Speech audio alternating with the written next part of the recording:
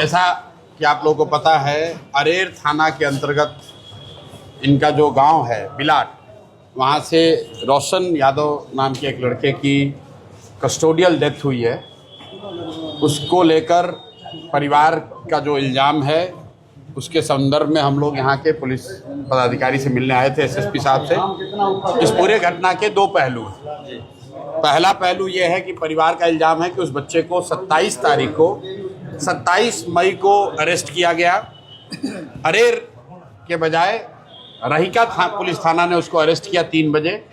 इनको कोई कागज पे कोई सूचना नहीं दी गई, इनको बताया नहीं गया। 3 दिन के बाद इनको पता चला कि इनका बच्चा रहीका के थाने में बंद है। जब ये लोग रहीका थाना में लोगों से अपने बच्चे से मिले तो उसने बताया कि उसके साथ बहुत मारपीट की गई है, उसको करंट उसके बॉडी पे इस्तेमाल किया गया है, उसको टॉर्चर किया गया है, ऐसा परिवार का दावा है। 31 तारीख को इनके मुताबिक सुबह में पुलिस ने उसको छोड़ दिया, लेकिन फिर आधे घंटे में उसको अरेस्ट कर लिया आर्म्स एक्ट में।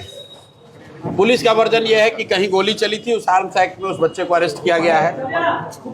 बाद में भी करीब 2 महीने 9-10 दिन के बाद उसकी कस्टोडियल डेथ हुई है, कारा में यहाँ उसकी डेथ हुई है। तो एसएसपी साहब ने 2 बातें कही हैं। पहली बात कि जो डेथ हुई है बच्चे की, वो एनएचआरसी के गाइडलाइन के हिसाब से उसकी जांच डीएम के मातहत उसकी होनी है। एनएचआरसी को भी उसकी रिपोर्ट जाएगी। पोस्टमार्टम रिपोर्ट बच्चे की 2-3 दिन में आ जानी चाहिए। पुलिस का या प्रशासन का, कारा के लोगों का कहना है कि उसने आत्महत्या की है। इनका ऐसा कहना है कि उसकी मारपीट की वजह से उसकी हत्या हुई है। तो वो एक जांच है जो कि जिला प्रशासन को करना है। एनएचआरसी उसमें इन्वॉल्व है। पोस्टमार्टम रिपोर्ट आएगा तो पता चलेगा कि उसने आत्महत्या की है या मारपीट की वजह से उसकी जान गई है। लेकिन उससे जो बड़ा पहलू ये है कि जो 27 मई को जिला पुलिस ने, रहीका थाना ने इनके बच्चे को जो अरेस्ट किया था, उसकी सारी जवाबदेही जिला पुलिस की है। और एसएसपी महोदय ने आज ये कहा है कि 10 दिन के अंदर 27 तारीख को क्यों उस बच्चे को अरेस्ट किया गया, और अगर अरेस्ट किया गया तो क्यों इनको लिखित सूचना नहीं दी गई, रहीका थाना में बिना कोर्ट में प्रोड्यूस किए हुए उस बच्चे को क्यों रखा गया, उसके साथ मारपीट की गई, उसको टॉर्चर किया गया। इन सारी बातों को जांच करके 10 दिन के अंदर इस पर सख्त से सख्त कार्रवाई होगी। अगर नहीं होगी तो 10 दिन के बाद मैं फिर वापस आऊंगा यहाँ एसएसपी साहब से मिलने।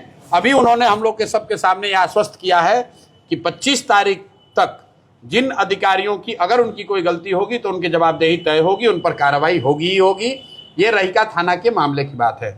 दूसरा, जो मंडल कारा में रहते हुए उसकी डेथ हुई है, वो जांच का विषय है। वो जांच अभी चल रही है।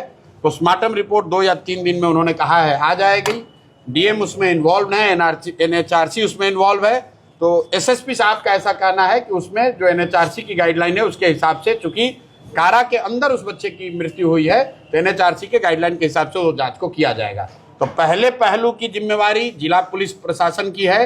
वो उन्होंने जिम्मेवारी स्वीकार की है, उन्होंने जांच की बात स्वीकार की है। 10 दिन का समय सीमा तय किया है।